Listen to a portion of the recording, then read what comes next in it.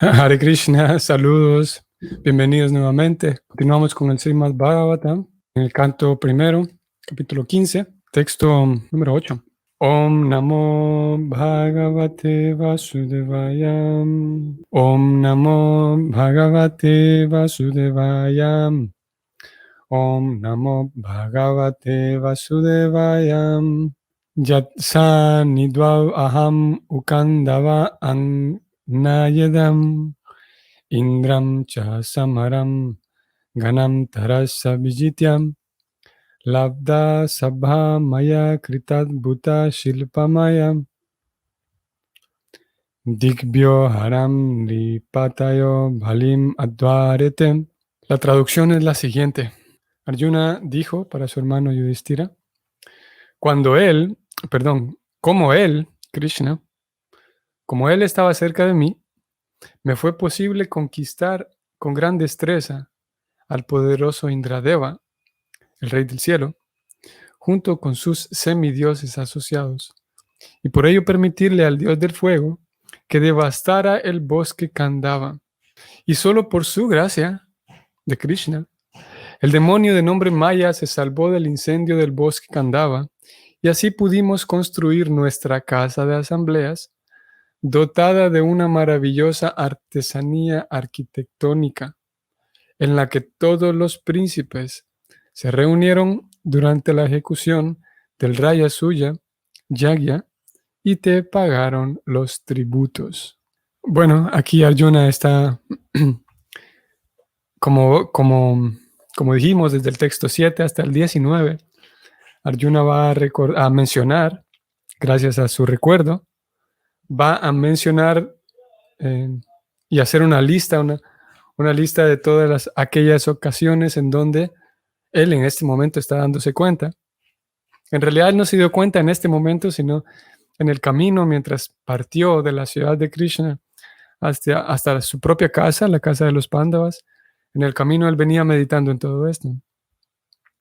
Y presenta esta lista de momentos en los cuales en el pasado él hizo algo muy grande, muy respetable, muy destacable, y él está dándose cuenta de cómo fue Krishna. Por la presencia de Krishna es que él pudo hacer tal o cual cosa.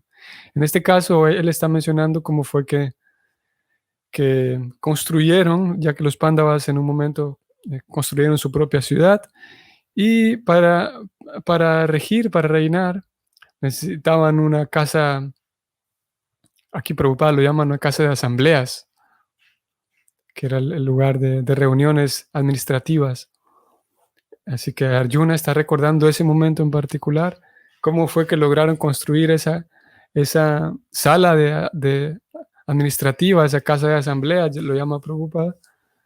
Y Prabhupada centra su significado en relatar brevemente explicar un poco más lo que Arjuna estaba mencionando.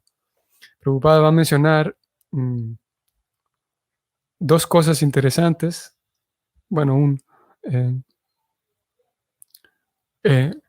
vamos a encontrar aquí una afirmación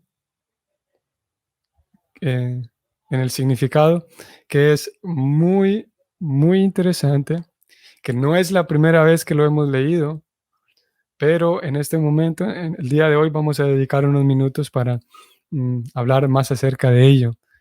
Es una afirmación, como digo, no es nueva. Si bien en verdad hemos hablado poco de este tema del que vamos a hablar hoy, en ocasiones anteriores hemos hablado muy poco. Y aparte de eso, puede ser, es muy particular esta afirmación que Prabhupada va a hacer aquí. Es muy particular y muy propia, podemos decir, del Bhakti, el sistema del Bhakti. Viendo al Bhakti Yoga como bajo el prisma de la religión, el Bhakti Yoga tiene esta característica muy propia, que en otros contextos religiosos y bajo otras teologías, esto que Prabhupada va a afirmar aquí podría ser como un insulto a Dios, como una herejía, una cosa que ofende a la grandeza de Dios.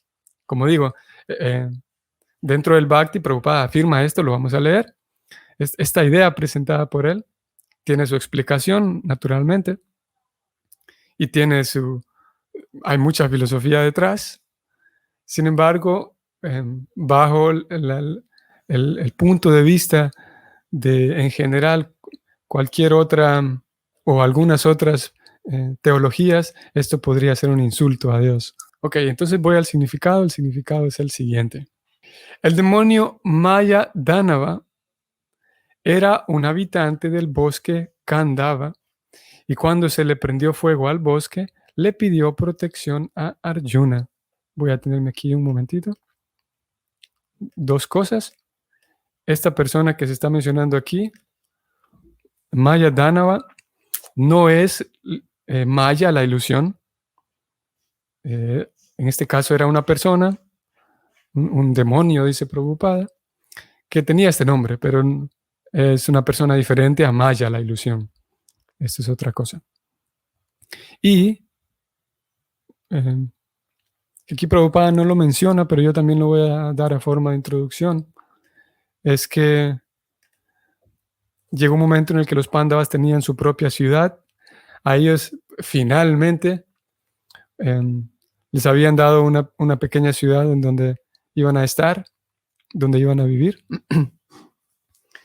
Y bueno, no era una ciudad, sino que en realidad era prácticamente como un desierto. Bueno, no era un desierto porque habían árboles, pero era un lugar muy desolado y muy apartado. Así que los Pándavas llegaron ahí para construir su ciudad, su lugar donde iban a vivir. Y primero que nada, lo primero que hicieron fue limpiar todo el terreno. Y para limpiar el terreno, lo primero que hicieron fue prenderle fuego a todo, ¿no? Para hacer una limpieza grande y después pasar a limpiar detalles menores. Y en ese momento en el que le estaban prendiendo fuego a todo este lugar para construir su ciudad, en ese momento apareció Maya Danava. Aquí Prabhupada va a relatar un poco más. Pero era debido a eso, a que estaban prendiendo fuego todo este bosque, debido a que iban a construir su ciudad allí. El demonio Maya Danava era un habitante del bosque Kandava, este bosque. Y cuando se le prendió fuego al bosque, le pidió protección a Arjuna. Arjuna le salvó la vida y como resultado de ello, el demonio se sintió obligado con él. El demonio correspondió construyéndoles a los Pándavas una maravillosa casa de asambleas que atrajo extraordinariamente la atención de los príncipes de todos los estados. Ellos, los príncipes, sintieron el poder sobrenatural de los Pándavas y en consecuencia todos ellos se sometieron sin protestar y le pagaron los tributos al emperador. Los demonios poseen poderes sobrenaturales maravillosos para crear maravillas materiales, pero ellos siempre son elementos perturbadores para la sociedad. Este es un dato interesante, como Prabhupada lo introduce aquí. Los demonios poseen poderes sobrenaturales maravillosos para crear maravillas materiales,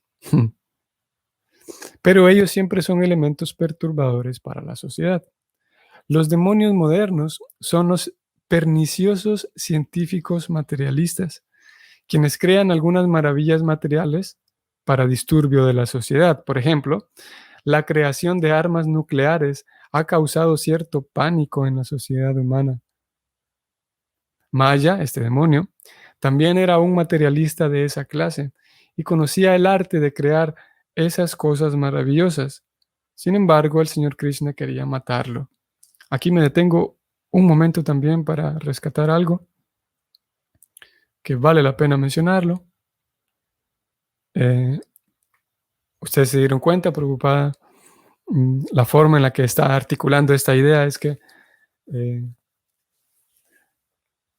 y él incluso aporta un ejemplo de cómo, y todos lo sabemos, cómo el avance sí, cierta área de la ciencia avanza a pasos agigantados en la habilidad de producir armas cada vez más letales. Prabhupada habló aquí ¿cómo se llama? Las armas nucleares. Y eso es un hecho conocido por todos. Eh, se considera potencias mundiales a diferentes países. Y uno de los requisitos para ser considerado potencia mundial es qué tan bien armado está ese país. Y qué tan bien armado significa armas nucleares. O sea, no puede haber una potencia mundial hoy por hoy que no tenga armas nucleares. Simplemente es impensable. Si no, no se le consideraría potencia mundial. Pero lo que quería decir aquí era con los científicos materialistas, toda esta idea vamos a rescatarla. Prabhupada dice, los demonios modernos son los perniciosos científicos materialistas. Prabhupada con frecuencia habla del tema de los científicos materialistas, de las personas, los líderes engañadores y con una cierta frecuencia él apunta y señala a aquellas personas, como los científicos en este caso, que en teoría deben ser líderes para la sociedad y guiar a la sociedad hacia un desarrollo integral. Políticos, científicos, filósofos, maestros, médicos.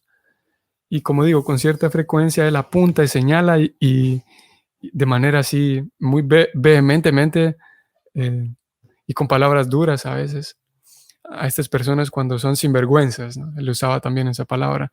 Pícaros, él también decía, pícaros y sinvergüenzas. Y debido a...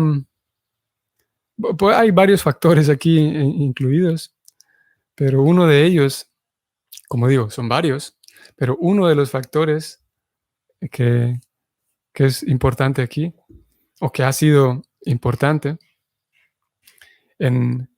ya que estas palabras de Prabhupada quedaron allí plasmadas, en ocasiones él las habló directamente, todo esto está documentado, la opinión de Prabhupada hacia estas personas, líderes de la sociedad, ya que todo eso está documentado, uno de los factores que ha influido ahí es la lectura y la escucha, cuando se trata de escuchar a Prabhupada o leerlo, su opinión en estos temas, la lectura o la escucha descuidada, o sea, no cuidadosa, porque aquellos quienes hayan tenido la oportunidad de ver de cerca, un poquito de cerca, a la persona de Prabhupada, podrán saber que él no era definitivamente una persona dogmática. De hecho, él estaba en contra del fanatismo y el dogmatismo, ¿no? Y él definitivamente no era una persona dogmática ni fanática.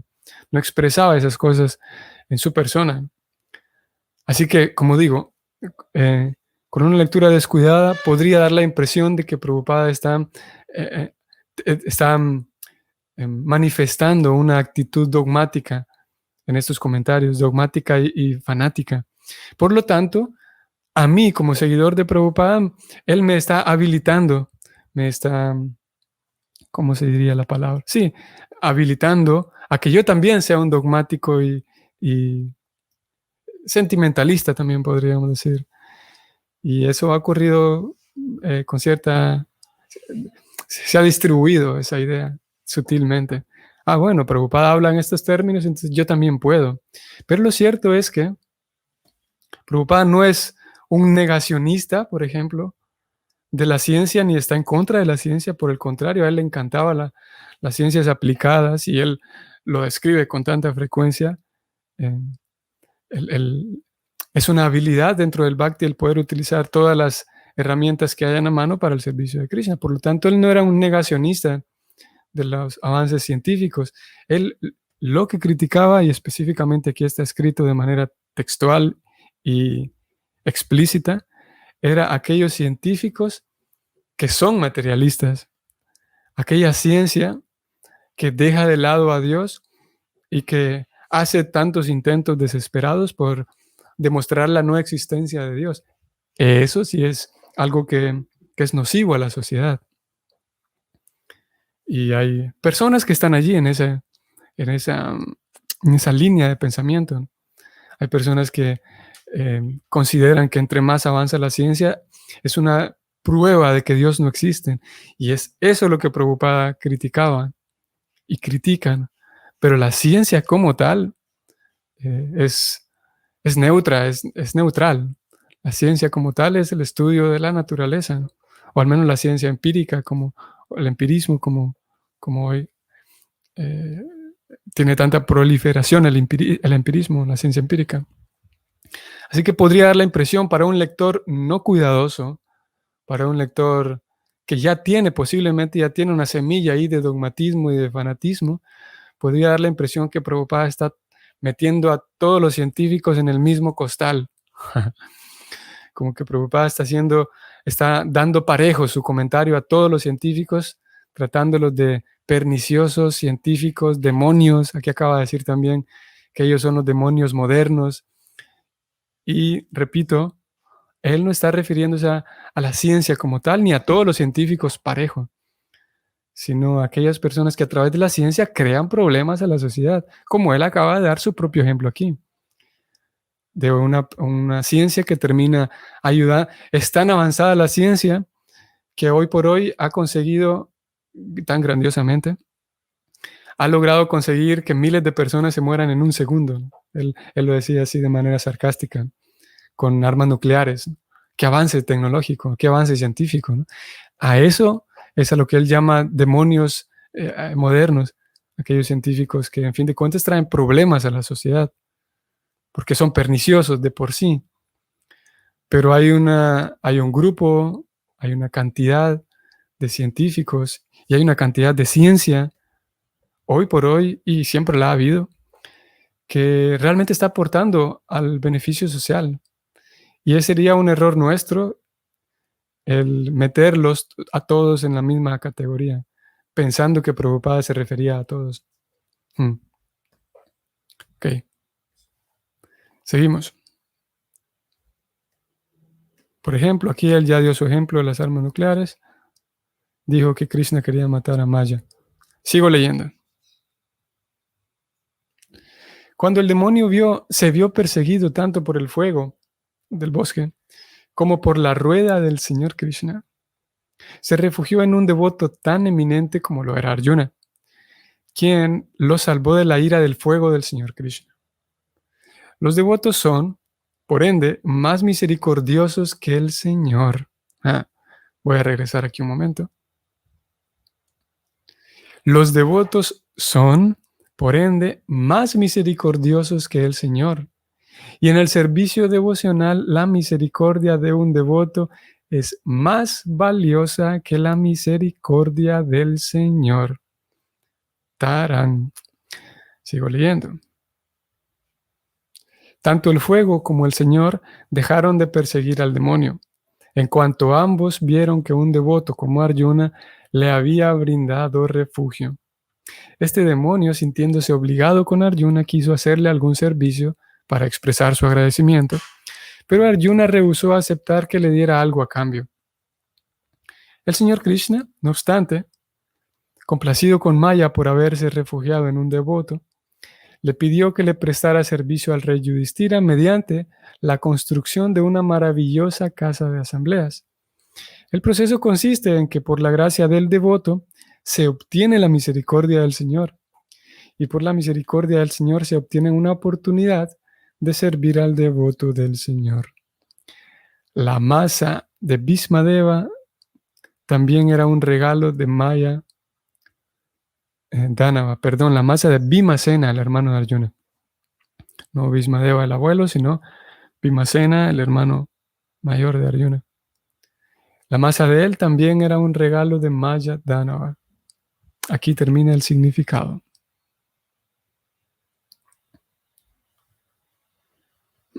Bueno, aquí Prabhupada ha relatado todo, ¿no? Como, en fin de cuentas, Krishna le pidió a él que construyera esta casa de reuniones, el lugar de reuniones para los Pándavas, y él la construyó de manera tan bella que todos los príncipes contemporáneos quedaron convencidos de que los Pándavas no son personas ordinarias. Imagínense, solamente con ver la construcción de este lugar, y ellos ofrecieron su respeto al presidente de esa casa de asambleas, que era Yudhishthira, ¿no?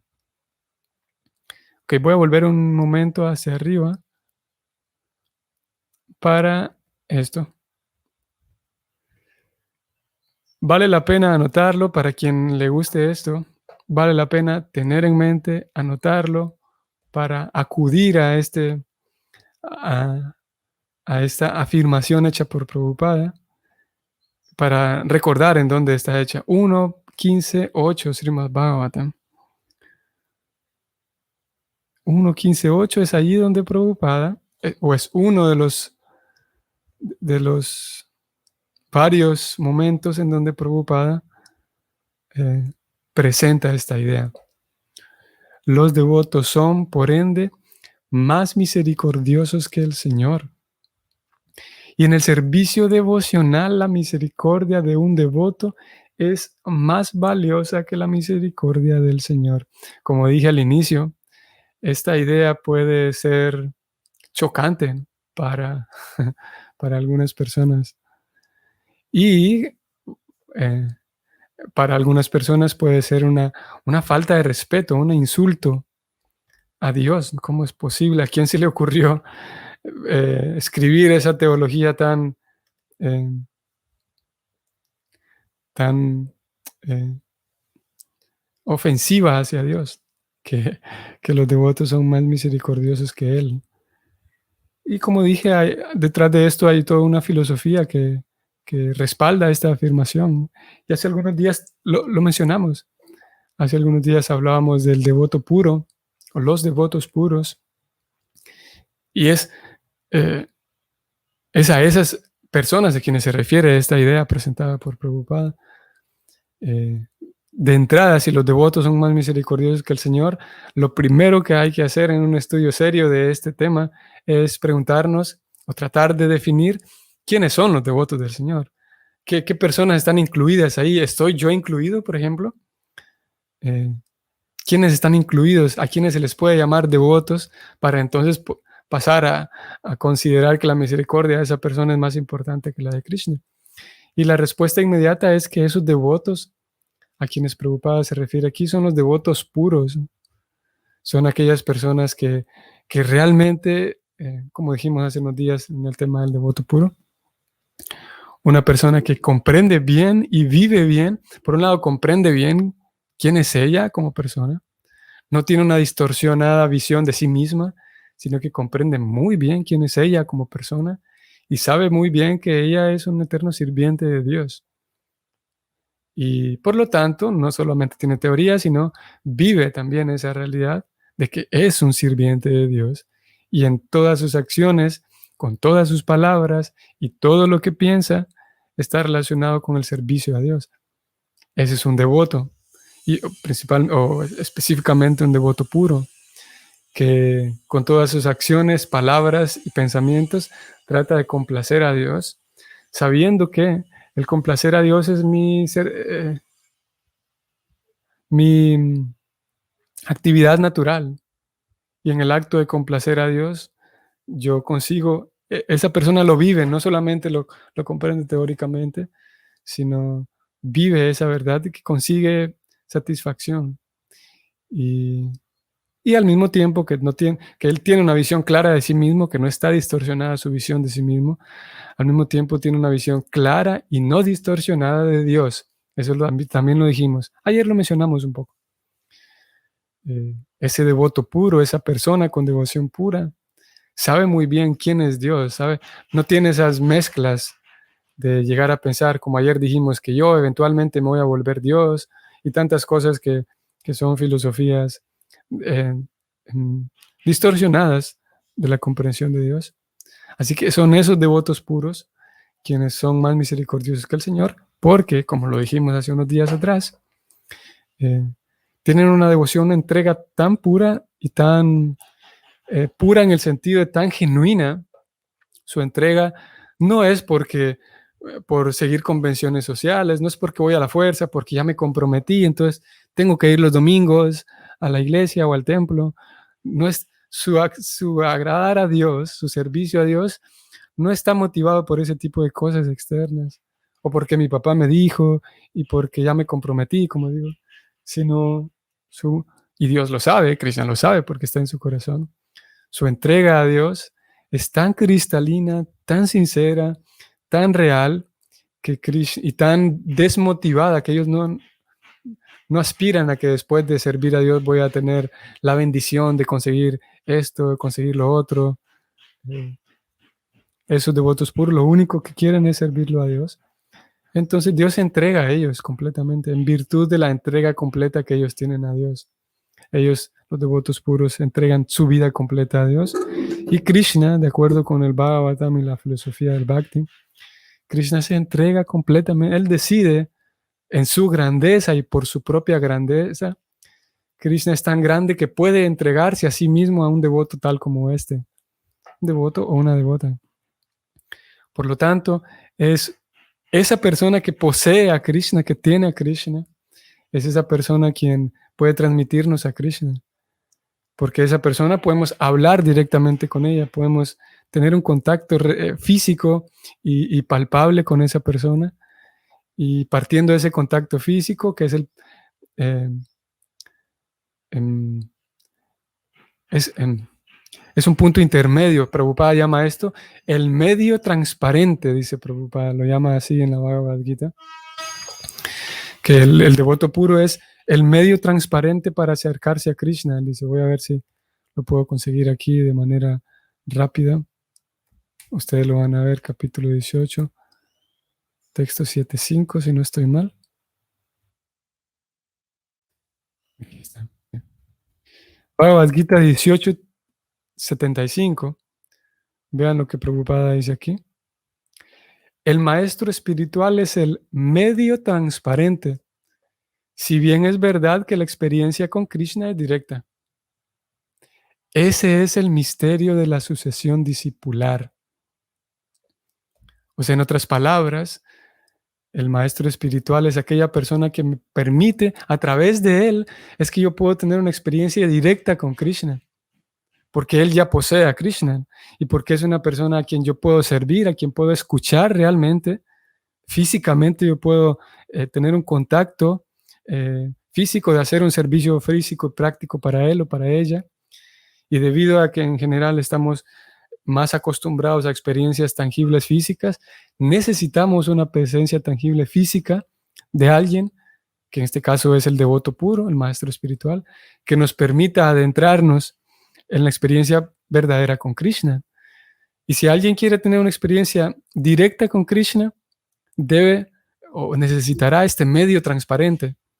Es como unos anteojos que si alguien, o un telescopio, si alguien quiere ver a larga distancia lo que hay en la luna, necesita el medio transparente del telescopio. En el punto, en aquel momento en el que la persona quiere tener una experiencia más directa y quita el medio transparente, en ese momento pierde la visión. Claro, la luna seguirá estando allí y Krishna seguirá estando allí, pero si alguien quiere tener una experiencia directa, necesita este medio. Ese medio es transparente, ese medio es el maestro espiritual, porque Krishna, al ver que como ya dijimos en el tema anterior de los devotos puros, el maestro espiritual en realidad él no se considera a sí mismo un devoto puro, él se considera y se sabe todo el tiempo y vive esa realidad de que él es un sirviente simplemente de un devoto puro, que es su maestro espiritual. Y el devoto puro, el maestro espiritual, no va por allí gritándole a todo el mundo que soy un devoto puro, sino él todo el tiempo se identifica como un sirviente de un devoto puro, que es su maestro espiritual. Y debido a eso, debido a esa humildad genuina y debido a esa modestia genuina, Krishna se entrega a esa persona. Y en el momento en el que yo encuentro una persona como esta, que vive realmente de manera genuina, con humildad y con modestia, si yo hago un servicio para agradar a esa persona, entonces Krishna estará complacido conmigo. Y esto es también tenemos ejemplo de ello, como Prabhupada daba este ejemplo, como si voy por ahí en la calle caminando y me encuentro a un amigo, y mi amigo viene con su mascota, viene con su gato, con su perro, un perro, digamos. Entonces, si yo me tomo un minuto para acariciar su mascota y hablarle bien a su mascota, mi amigo va a estar contento conmigo, ¿no? Incluso si yo me acerco primero a acariciar su mascota antes de que lo salude a él, él va a estar contento, ¿no? Porque tiene tanto amor por su mascota que se siente complacido cuando alguien le muestra afecto a su mascota primero, ¿no? Y diferente sería si yo saludo a mi amigo, le doy un abrazo y le doy un golpe, le doy una patada a su mascota. Eso sería, a nadie le agradaría eso, no sería acuerdo eso. Entonces el maestro espiritual, el devoto puro, es el medio transparente para que yo pueda tener una experiencia directa con Krishna, real y directa. Porque como él está teniendo una experiencia directa, él puede, por un lado, transmitirme el conocimiento que me va a permitir esa experiencia directa. Y por otro lado, Krishna, al ver mi devoción y mi intento sincero de agradar a su querido devoto, a quien Krishna ama, claro, Krishna ama a todos, pero Krishna tiene una relación más cercana con su devoto puro. Si yo muestro gentileza y muestro un deseo sincero de agradar a su devoto, entonces Krishna estará mucho más deseoso de mostrarse ante mí.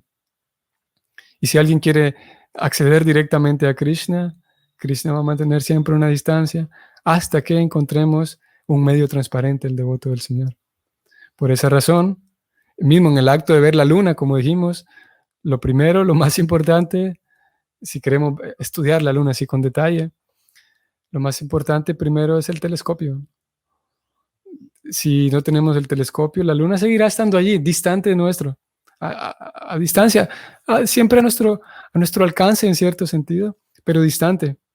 Similarmente, Dios siempre estará allí y nunca nos dejará, así como la luna siempre estará, pero distante.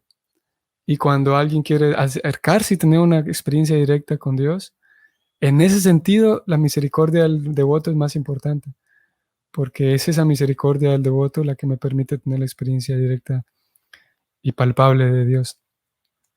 Obviamente, el devoto no es que termina diciendo, bueno, aquí estoy yo, si tú quieres acercarte a Dios, yo soy más importante que Dios, ¿eh? El devoto no es un tonto ni es un loco, es cuerdo. Y en ningún momento se atrevería a afirmar que sí, yo soy más importante que Dios. En realidad, Krishna lo exalta tanto a su devoto porque ya todas esas tonterías se limpiaron de su corazón, de querer una popularidad y fama baratas.